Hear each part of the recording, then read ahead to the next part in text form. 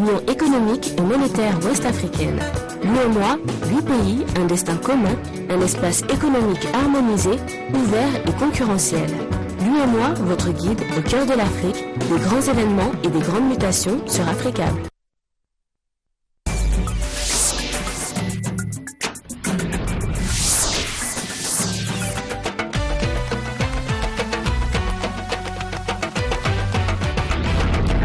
Ravi de vous retrouver pour cette nouvelle édition sur Africable Télévision. Bienvenue à tous, voici les titres de ce journal. Nouveau heure ce dimanche entre salafistes et policiers près de Tunis. Il y aurait eu un mort et 14 blessés. C'est l'interdiction de leur rassemblement à Kérouane qui a mis le feu aux poudres. Cinquantenaire de l'Union africaine à 4 jours de l'événement, nous irons au Burkina Faso où les préparatifs de la fête vont bon train. Et enfin, en Syrie, Bachar al-Assad durcit le ton dans un entretien accordé aux médias argentins. Le président syrien exclut toute idée de démission mais se dit prêt au dialogue. Bonsoir à tous, c'est sur la Tunisie que nous ouvrons ce journal avec ces violences qui opposent depuis ce dimanche matin la police aux salafistes près de Tunis et à Kérouane où les rassemblements avaient été interdits par les autorités. On y dénombre un mort et 14 blessés. Des scènes d'émeutes comme celle-ci, c'est ce que redoutait le gouvernement. Les salafistes d'Ansar al-Sharia ont dressé des barricades et les pierres pleuvent sur les policiers. C'est l'interdiction de leur rassemblement annuel dans la ville de Kérouan qui a mis le feu aux poudres. Et faute de pouvoir se rendre dans la ville sainte, les manifestants ont déroulé leur drapeau noir ici, dans la banlieue ouest de la capitale. À Kérouan, justement, les intégristes se sont heurtés à un dispositif policier des plus impressionnants, bloquant l'accès à la cité. Là encore, pierres et gaz lacrymogènes ont volé de part et d'autre sous les murailles de la vieille ville. Si le gouvernement a décidé d'interdire le congrès d'Ansar al-Sharia, c'est officiellement à cause de la menace qu'il représente pour la sécurité. Mais empêcher ces intégristes d'accéder à ce centre spirituel et religieux de la Tunisie est une déclaration de guerre pour le groupuscule. La Tunisie a vu depuis la révolution de 2011 se multiplier les violences orchestrées par la mouvance salafiste. Le parti islamiste au pouvoir, Ennahda, a longtemps été accusé de laxisme, mais a dernièrement durci sa position. Je vous l'annonçais également dans le titre, dans une interview accordée aux médias argentins, le président syrien Bachar al-Assad impute le conflit dans son pays à des forces étrangères et répète qu'il ne démissionnera pas. Toutefois, le président syrien se dit prêt au dialogue, mais pas avec des terroristes. Je vous propose de l'écouter. Nous avons évidemment dit depuis le début que nous étions disposés à parler à tous ceux, qu'ils soient syriens ou étrangers, qui souhaitent parler, sans exception, sauf ceux qui portent des armes. Personne ne peut venir et discuter avec une arme à la main. Il y a eu des attaques terroristes aux États-Unis et en Europe. Est-ce que ces gouvernements se sont assis à la même table que les terroristes? On peut s'asseoir et discuter avec des forces politiques, mais pas avec un terroriste qui tranche des gorges, qui tue et utilise des armes chimiques. Voilà, sur le terrain, les combats se poursuivent. L'armée syrienne, avec l'aide du Hezbollah libanais, est entrée dans le centre de Qousseir pour reprendre la ville aux rebelles. Il y aurait au moins 3 morts selon l'Observatoire syrien des droits de l'homme. L'implication du Hezbollah a d'ailleurs poussé l'État hébreu à réagir.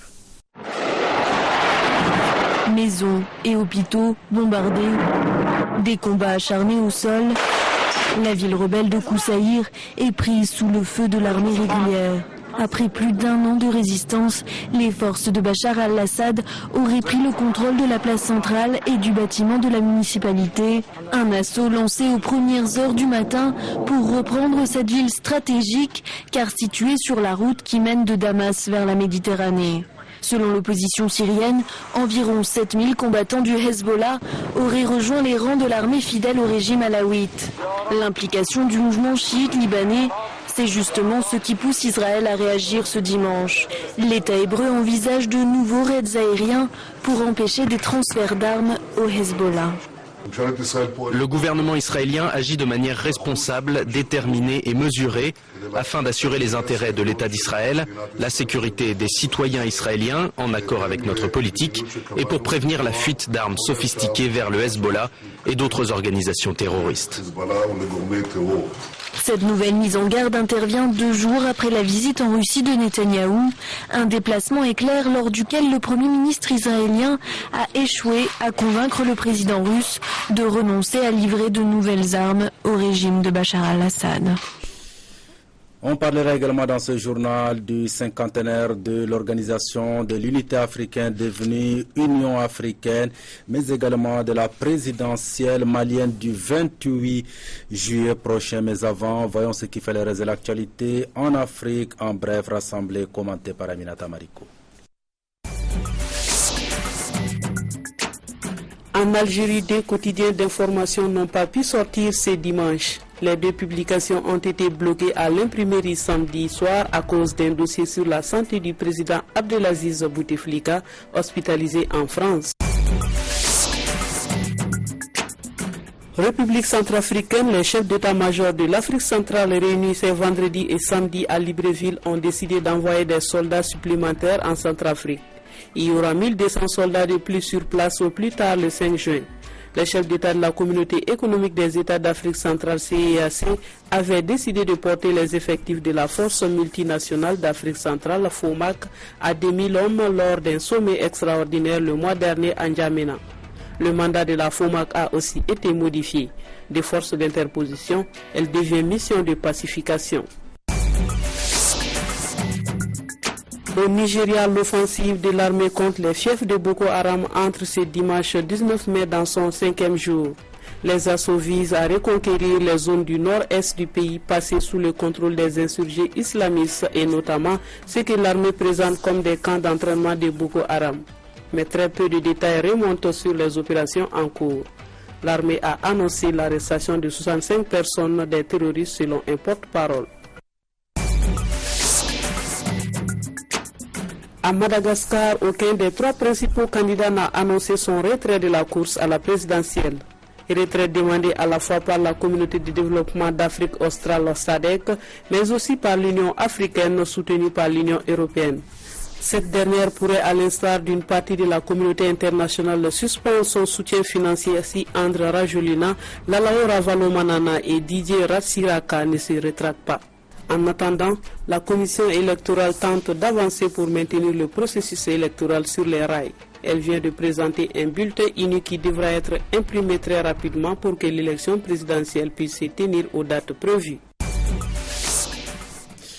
Présidentielle malienne du 28 juillet prochain, le Centre international de conférences de Bamako a servi de cadre ce dimanche au congrès ordinaire du Rassemblement des travaillistes pour le développement, le RTD, une occasion pour son président Dr Ahmed Sow de dévoiler son projet de société pour le Mali et d'exhorter les militants à plus d'engagement et de dynamisme. Djibrila Maïga, Daouda Doumia. Après son premier congrès d'hier, délégués régionaux, militants et sympathisants du Parti travailliste pour le développement se sont donné rendez-vous ce dimanche pour un deuxième.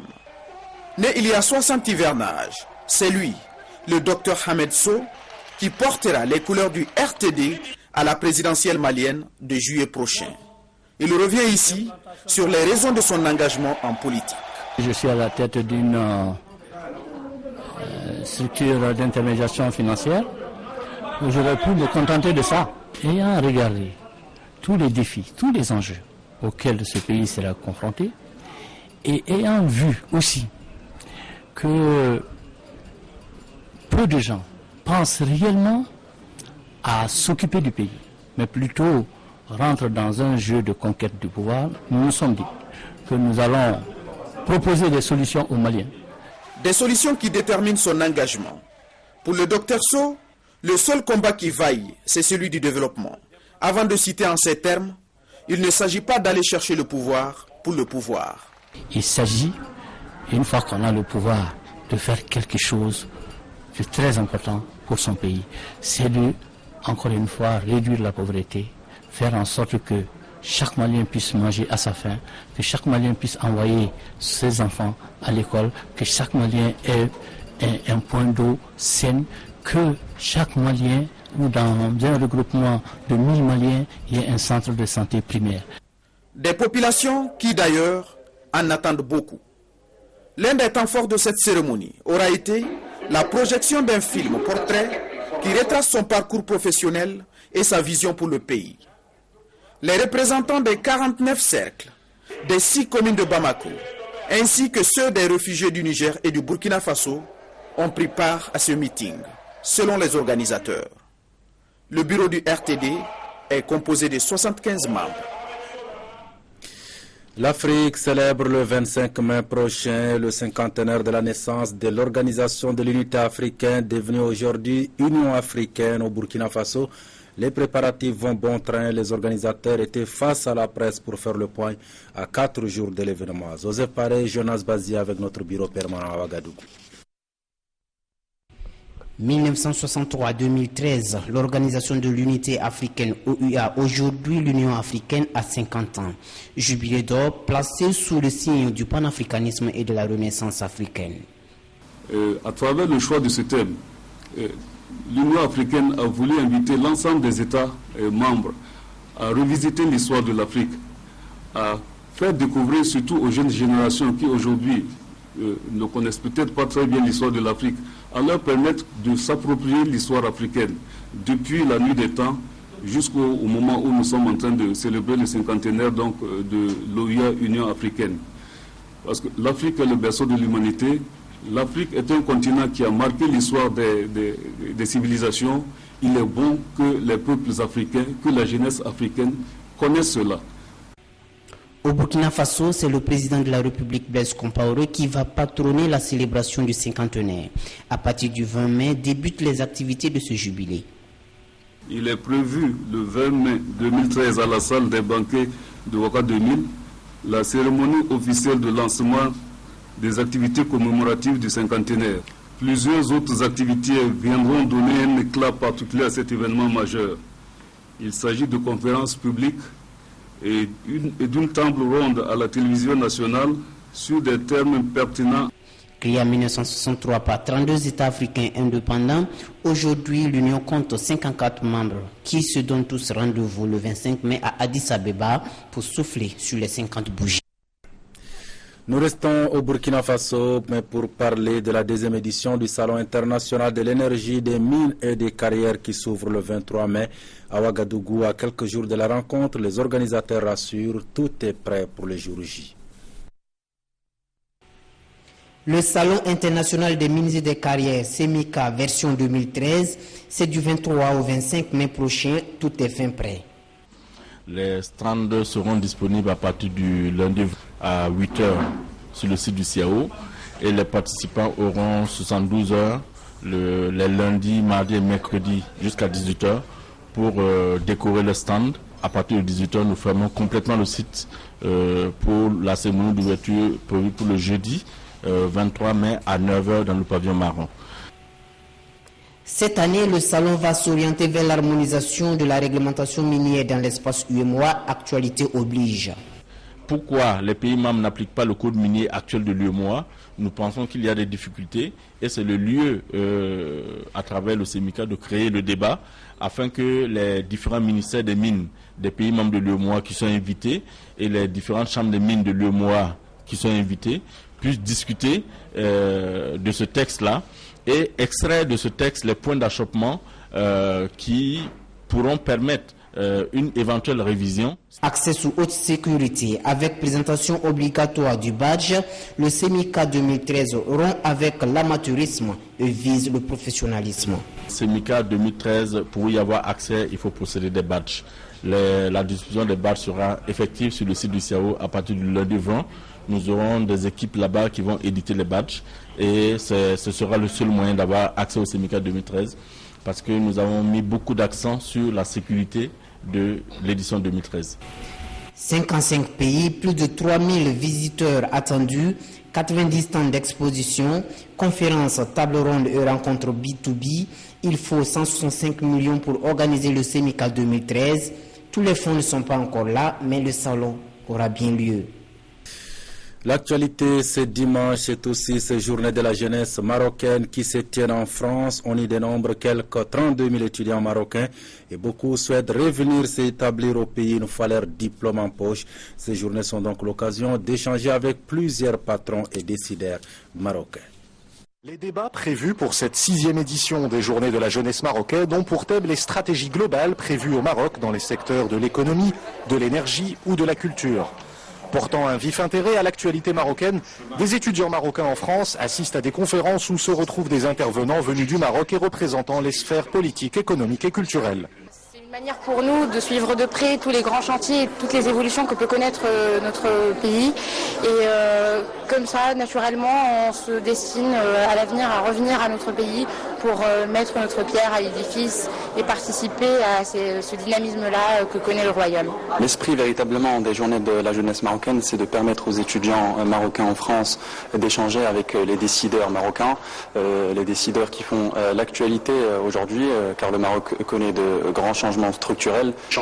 Organisées par l'Association des Marocains aux grandes écoles, ces journées accordent aussi une large place aux questions d'actualité, telles que la réforme des retraites et de la caisse de compensation ou le rôle du Parlement tel que défini par la nouvelle Constitution. Le chantier de la refonte et la reconstruction qui a été concrétisé par la Constitution de juillet 2011 a besoin de tous les jeunes Marocains pour pouvoir y adhérer et pouvoir donner leur avis sur le chantier dans sa globalité.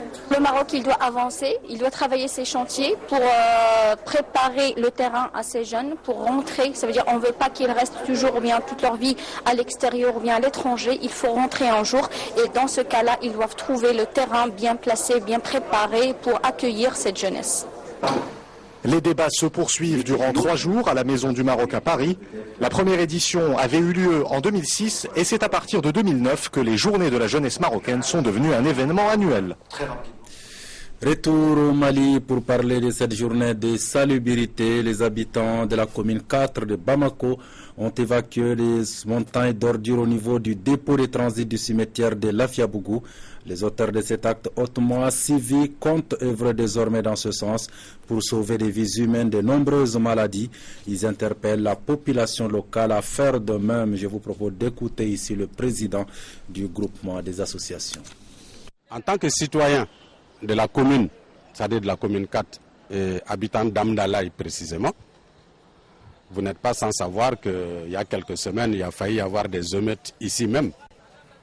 Pour la simple raison que la population est sortie, a déversé ses ordures sur la route, coupé la route et a manifesté. Pour la simple raison que cette décharge-là, vraiment, n'en pouvait plus. Elle était jusque sur la route.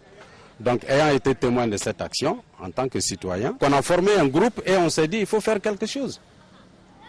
Si les autorités en charge de la chose ont failli, le constat est que c'est à nos portes. Et donc nous, en tant que citoyens, on s'est levé et puis on s'est dit on va faire quelque chose. Donc on a réfléchi et on a monté vraiment une opération nettoyage de décharge de Lafiabougou. Opération qui a consisté tout simplement à mettre des bonnes volontés ensemble. Sport, football, ce week-end reste dominé sur le continent par des matchs allés du tour de cadrage de la Coupe de la Confédération. À Bamako, le stade malien a largement dominé le Lydia académique du Burundi. Les Blancs de Bamako se sont donc imposés par 5-0. Yacouba Dansoko, Daouda Doumbia pour le compte rendu. 3 semaines après son élimination en Ligue des Champions par le Coton Sport de Garoua, le stade malien de Bamako s'est bien repris au stade Modibo Keïta de Bamako ce samedi 18 mai en dominant 5-0 Lydia académique du Burundi. Il n'y a pas eu de ronde d'observation dans cette partie. Dès la 3e minute, Mamadou Koulibaly, bien servi par Lamine Diawara, ouvre le score. Les Blancs de Bamako ne s'arrêtent pas là. Sur ce coup franc, Souleymane Dambélé d'un tir puissant bat innocent en cuit. Le stade malien, plus fort que son adversaire du jour, va inscrire un 3e but à 5 minutes de la mi-temps. Sur ce corner, Morima Kankouita catapulte la balle au fond des filets. En seconde période, Soumaïla Diakité et ses coéquipiers ne lâchent pas une seule seconde leur adversaire. Après plusieurs tentatives, ils sont enfin récompensés dans le temps additionnel en inscrivant sur coup 2 autres buts. Abdoulaye Sissoko, entré à la 60e minute de jeu, participe au festival des buts. 4-0. Le maître d'orchestre, Cheikh Doumbia, alias Jean de Makoun, se balade dans la défense burundaise avant de marquer le 5e et dernier but stadiste. Avec ce score de 5 buts à 0, Pascal Janine et ses protégés se rendront dans 2 semaines à Bujumbura sans la moindre pression pour jouer le match retour. Vainqueur de l'épreuve en 2009, le Stade malien a presque assuré sa qualification pour la phase de poule de la Coupe de la Confédération. Voilà, c'est sur cette page sportive que se referme ce journal. Mais avant de nous quitter, voici votre programme de la soirée sur Africable Télévision. Tout à l'heure à 20h30, votre magazine politique, 21h30, Afrique Info, première partie à partir de 22h15. Votre nouveau téléfilm africain, Mon seul espoir, premier numéro à regarder absolument sur Africable Télévision. Passez d'excellents moments à notre compagnie et à demain, bien sûr.